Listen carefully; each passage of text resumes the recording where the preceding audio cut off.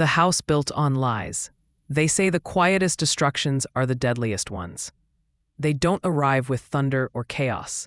They slip in silently, between morning coffee, familiar laughter, and the voice of the person you once believed was your forever. One day, you wake up and realize your life hasn't broken suddenly. It has been cracking, quietly, for a long time. My name is Lia Wells. And I never imagined that a single sentence spoken by a stranger, in a language he thought I didn't understand, would shift my entire world like an earthquake. I met Mark Rayner 4 years ago. He was the kind of man who walked into a room and somehow became the light in it. Confident in the charming way insecure people manage to imitate. Disarmingly attentive, effortlessly warm. He made me feel seen, chosen, safe. I had been tired of being alone, tired of being the strong one, tired of waiting for something real. So when he offered love, I stepped toward him. We married fast, too fast, maybe. But at the time, it felt like destiny finally catching up to me. I built my life around him with an open heart and open palms. I didn't know he was already planning to take it from me. The first cracks didn't appear when he began coming home late. They didn't appear when the name Evelyn Krauss, a German consultant he worked with, started popping up in his messages. No, the first real fracture happened one evening when he looked at me over dinner and said, "You know, Leah, it would be good for us to find a home big enough for our future." For some reason, the word future felt wrong in his mouth. Too far away, too rehearsed. But true discovery came weeks later, unexpectedly, almost gently. He fell asleep on the couch, his laptop still open in front of him. I wasn't looking for anything. I wasn't snooping. But the folder on the screen caught my eye. Plans 2026. I opened it. Documents, financial breakdowns, investment transfers, screenshots of conversations, and a drafted divorce petition. Every blank filled except for my signature. And at the bottom, an email from Evelyn. When her inheritance clears, we can buy the apartment. Keep acting like everything is normal. She has no idea. I read it twice, then again. And the strangest part? I felt no tears, no screaming rage, no heartbreak. Just silence. Cold, surgical silence. The kind that arrives when feelings aren't broken, but eliminated. In that silence, something inside me shifted. Something strong. Something calculating. Mark never knew that I spoke fluent German. My mother was a linguist, and her lessons were my childhood.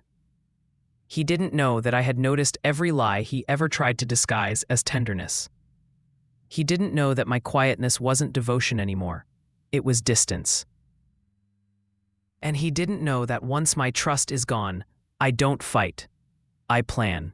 Over the next 2 weeks, I acted with precise, icy clarity. I quietly transferred all my assets to my older brother, froze every account Mark hoped to access, hired a lawyer without a whisper of noise, collected evidence of every conversation he thought was secret, and filed for divorce, silently, efficiently, before he ever dreamed of submitting the paperwork he had prepared. Yet every night, I cooked dinner for him. I smiled. I asked about his day.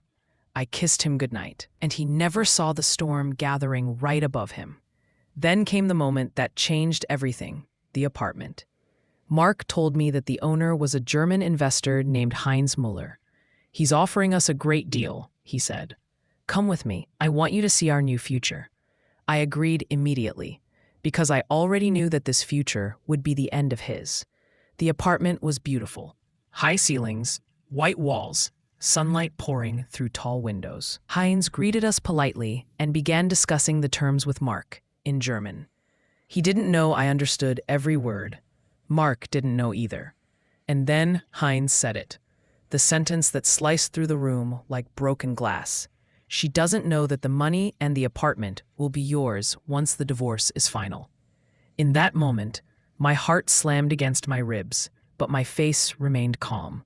Mark laughed softly, triumphant. "Perfect," he replied in broken German. "She thinks we're buying this together." He didn't know that by then, legally, he was already a divorced man. He just didn't know he'd been served yet. He wrapped an arm around me, all fake affection and poison sweetness. "What do you think, love? Our new home?"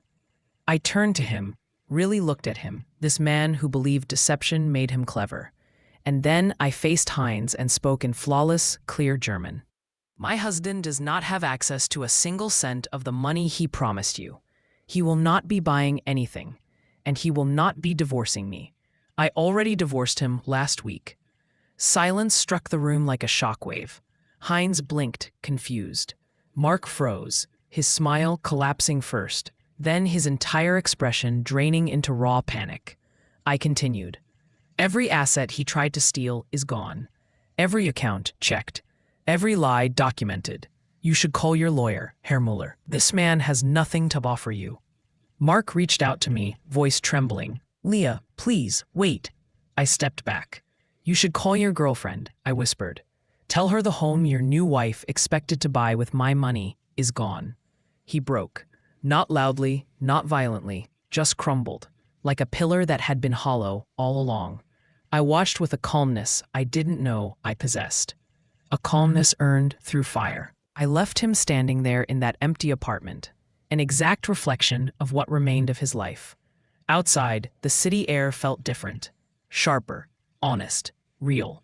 And as I walked into the sunlight, I realized I wasn't leaving anything behind. I was returning to myself. People say revenge is bitter, but mine didn't taste like bitterness. It tasted like clarity. And the truth is simple. No one can replace you unless you let them. But those who try to replace you often find themselves replaced in the end. Because a future built on lies always collapses.